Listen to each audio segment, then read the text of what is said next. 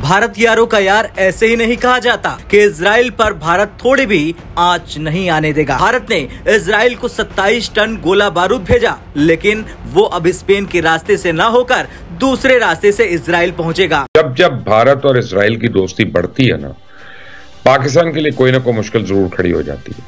और इस वक्त जब चाइना और भारत के दरमियान कशीदगी चल रही है और इस लड़ाई में भारत को पता है कि वक्त पड़ने पर पाकिस्तान तो लाजमी चाइना का साथ देगा, तो इसने इजराइल के साथ अपने ताल्लुकात मजीद मजबूत करने शुरू कर दिए। लग इस तरह है कि भारत और इस्राइल के दरमियान एक मुकाबला हो रहा है, एक ऐसा मुकाबला जिसमें मोदी और नेतन्याहू खुद को दुनिया का फिरौने वक्त साबित करने की कोशिश कर रहे हैं और कंपटीशन में है। उधर इस्राइल फलस्तीन पर जुल्म ढाकर यह बताता है कि वो बड़ा दरिंदा है, वो बड़ा दहशतगर्द है, और दूसरे दिन मोदी मकबूजा कश्मीर में निहत्थे कश्मीरियों को शहीद करके बताता है कि वो बड़ा दहशतगर्द है और इंसानियत का दुश्मन है।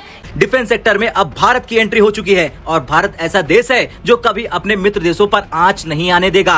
और जब अमेरिका ने हथियारों की सप्लाई कम की तो इजराइल ने भारत को आवाज लगाई और भारत ने बिना देरी किए इजराइल को 27 टन गोला बारूद भेज दिया। India wants to be a top exporter of weapons to the world. India उसकी भी कोशिश कर रहा है, राइट? हमारे पास एक दो प्रोडक्ट्स हैं which are world class, like for example BrahMos, specially missiles और रॉकेटरी में, which the world wants. This is also part of military diplomacy. Military diplomacy सिर्फ ये नहीं कि सिर्फ हम आपके यहाँ bases बना रहे हैं, it's also selling. आत्मनिर्भर Bharat, we will become self-sufficient and then we will give our stuff to the world. Kashmir और फलस्तीन का मसला पाकिस्तानियों के लिए हमेशा से हसास रहा है और इन दोनों मसलों में एक तरफ भारत मुलविस है और दूसरी तरफ इजराइल, इसलिए दोनों में कुर्बत होना कोई नई बात नहीं है। वैसे तो भारत को इजराइल की जरूरत हमेशा इसलिए रही कि वो जदीद असला उनसे ले सके। जय हिंद दोस्तों, हर मुश्किल सिचुएशन में रूस के साथ इजराइल वो देश है जो हमेशा भारत के साथ कंधे से कंधा मिला के खड़ा रहता है। जी हाँ दोस्तों, कई युद्ध में तो इजराइल ने भारत को असला, गोला बारूद और बहुत सारे वेपन, लेजर गाइडेड मिसाइल्स ये सब तक दे रखे हैं। ठीक है दोस्तों, इस युद्ध की घड़ी में जब गाजा हमास के आतंकवादियों को इजराइल चुन चुन के निपटा रहा है, ठीक है, तो इस समय में यूएसए ने आंशिक प्रतिबंध लगा दिया है। यूएसए जो गोला बारूद सप्लाई कर रहा था इजराइल को, उस पर आंशिक रूप से प्रतिबंध लगा दिया। ठीक है, तो इजराइल गवर्नमेंट ने भारत से निवेदन किया था कि हमें लगभग 28 टन असला चाहिए, अगर भारत दे सके तो ये बहुत बड़ी मदद होगी। ठीक है दोस्तों, भारत सरकार ने अभी लास्ट वीक ही ऐलान किया है कि लगभग 27.7 टन गोला बारूद भारत इजराइल को बेचेगा और शिप निकल भी चुकी है। आज की मैं अपडेट बता रहा हूँ और लगभग इजराइल पहुँचने भी वाली है।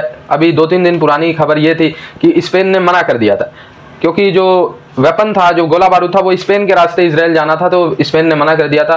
भारत ने कहा कोई बात नहीं, स्पेन ने मना कर दिया, हम दूसरे रास्ते से इजराइल को पहुंचाएंगे। इजराइल की एम्बेसी ने भारत को बहुत बहुत धन्यवाद दिया है और उन्होंने कहा ये जो नरेंद्र मोदी गवर्नमेंट ने फैसला लिया, इससे भारत और इजराइल का रिलेशन और मजबूत होगा। डिफेंस सेक्टर में अब भारत की एंट्री हो चुकी है और भारत ऐसा देश है जो कभी अपने मित्र देशों पर आंच नहीं आने देगा। और जब अमेरिका ने हथियारों की सप्लाई कम की तो इजराइल ने भारत को आवाज लगाई और भारत ने बिना देरी किए इजराइल को 27 टन गोला बारूद भेज दिया। लेकिन गेम यही नहीं रुका, क्योंकि जिस रास्ते से भारत ने गोला बारूद भेजा वो स्पेन की ओर से जाने वाला रास्ता था। और फिर क्या था, स्पेन ने अपने बंदरगाह पर भारत के गोला बारूद भरे जहाज को रुकने की मंजूरी नहीं दी। लेकिन आज भारत इतना शक्तिशाली हो चुका है कि भारत का गोला बारूद अब दूसरे रास्ते से इजराइल पहुंच रहा है। खैर कुछ भी हो, भारत ने दुनिया को बता दिया मित्र धर्म निभाना कभी नहीं छोड़ेगा। जब से मोदी की हुकूमत आई है तब से तो भारत की इजराइल के साथ दोस्ती मजीद गहरी होती जा रही है। भारत ने 2012 से 16 के अरसे में दरामद किए जाने वाले जंगी साजो सामान का 41% जो है वो इजराइल से खरीदा था और इस साजो सामान में बड़े मौलिक और तबाहकुन हथियार, मिसाइल, लेजर गाइडेड मिसाइल, तवील फासले पे मार करने वाले मिसाइल और इनका कमांड एंड कंट्रोल सिस्टम, एवैक्स तैयारे, हेरोन ड्रोन और रडार्स और दीगर साजो सामान शामिल था। खरीदो फरोख्त के साथ साथ इजराइल जो है भारतीय कमांडोज को ट्रेनिंग भी देता रहा। इन दोनों ममालिक के दरमियान कुर्बत और पाकिस्तान मुखालफत की एक बड़ी वजह यह है कि भारत और इजराइल मिलकर कश्मीर के मामले को उसी अंदाज से हल करना चाहते हैं जिस तरह इजराइल ने फलस्तीन का मामला किया।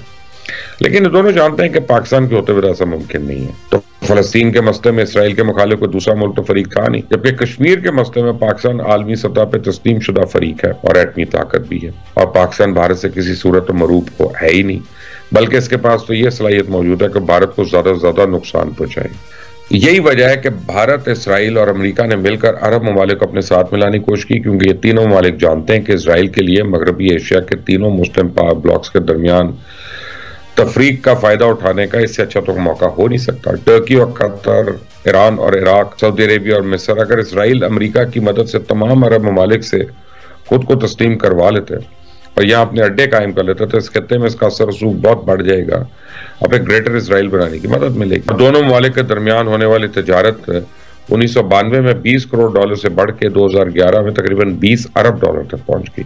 2010 में भारत दुनिया में इसराइल का छठा बड़ा तजारती शरीक और इसराइल से दरामद करने वाला चौथा बड़ा मुल्क बन गया। 2013 के इब्तदाई 9 माह में दोनों ममालिक के दरमियान अंजाम पाने वाली तजारत की मालियत तकरीबन 25 बिलियन डॉलर थी। अब भारत में सरमायाकारी करने वाले ममालिक में इसराइल का 38वां नंबर है। अब 2011 में, सिर्फ 2011 में आप समझने कि भारत ने इसराइल से 60 मिलियन डॉलर की सरमायाकारी की। इसके अलावा दोनों ममालिक के दरमियान तालीम और टेक्नोलॉजी के शोबों में भी बड़े से मुआहदे मौजूद हैं। पाकिस्तान के खिलाफ इन दोनों ममालिक का पहला ताउन 1971 की जंग में आया, जब इसराइल ने ईरान को भेजा जाने वाला अहम तरीन जंगी साजोसामान भारत को फराहम किया। इसके बाद इसराइल ने भारत को कारगिल की जंग में मदद फराहम की, जिसने इसकी निहायत कमजोर हालत को ताकत में बदल दिया।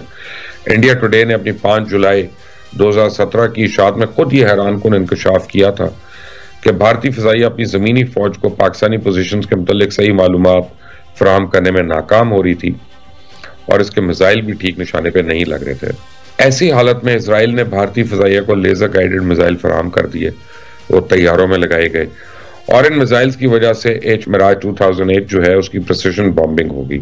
अभी थोड़ी देर पहले हम रेस्टोरेंट में खाना खा रहे थे और पेप्सी हमें सर्व की गई, जिसको हमने ना की।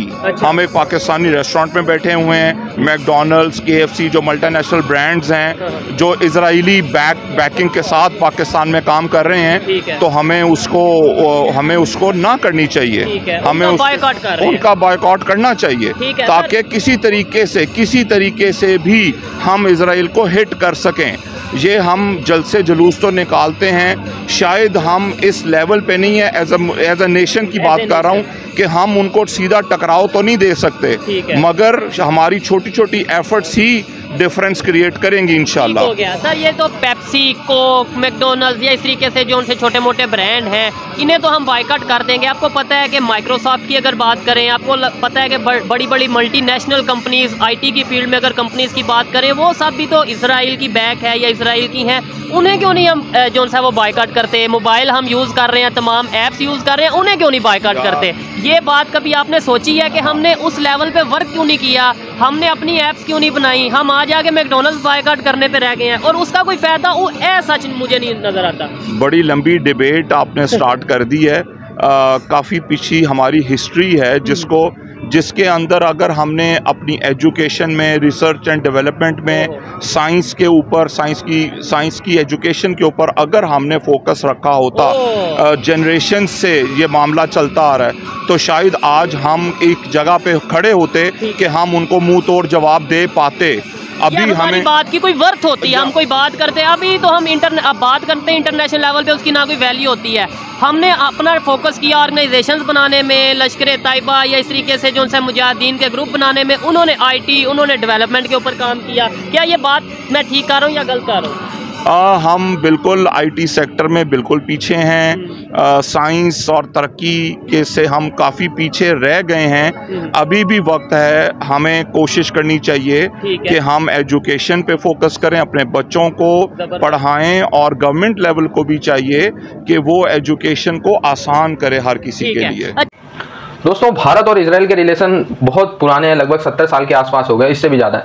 लेकिन दोस्तों, जान के बहुत दुख होता है कि 2014 से पहले इजराइल तो हमारी मदद करता था, हर इंटरनेशनल फोरम पे, हर जगह इजराइल हमेशा से कश्मीर, POK, इन सबको भारत का भी हिस्सा मानता था। लेकिन हमारी गवर्नमेंट इजराइल को उतना ओपन सपोर्ट नहीं कर पाती थी।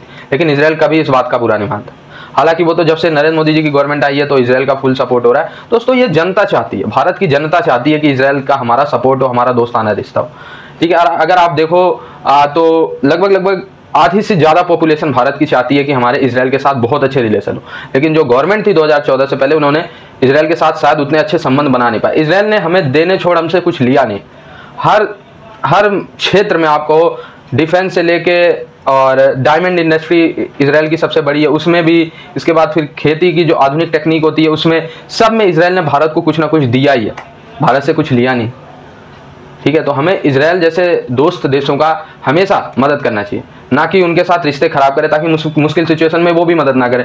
वैसे भी भारत अगर देखा जाए तो लगभग एनिमीज से ही घिरा है, आप देखो अगर तो, ठीक है। चाइना ने हर जगह हमारे पड़ोस में पैसे डाल के सबको भड़का रखा है। नेपाल हो गया, बांग्लादेश हो गया, श्रीलंका हो गया, मालदीव हो गया, पाकिस्तान तो है ही, चाइना तो है ही, ठीक है। अगर हम बाहरी देशों से भी रिश्ते स्ट्रॉन्ग नहीं करेंगे तो अगर युद्ध होता है तो ऐसे में भारत का साथ कौन देगा, ठीक है। अगर मुश्किल सिचुएशन में हम इजराइल को वेपन नहीं देते तो हम कैसे उम्मीद कर सकते हैं कि मुश्किल सिचुएशन में इजराइल हमें वेपन देगा।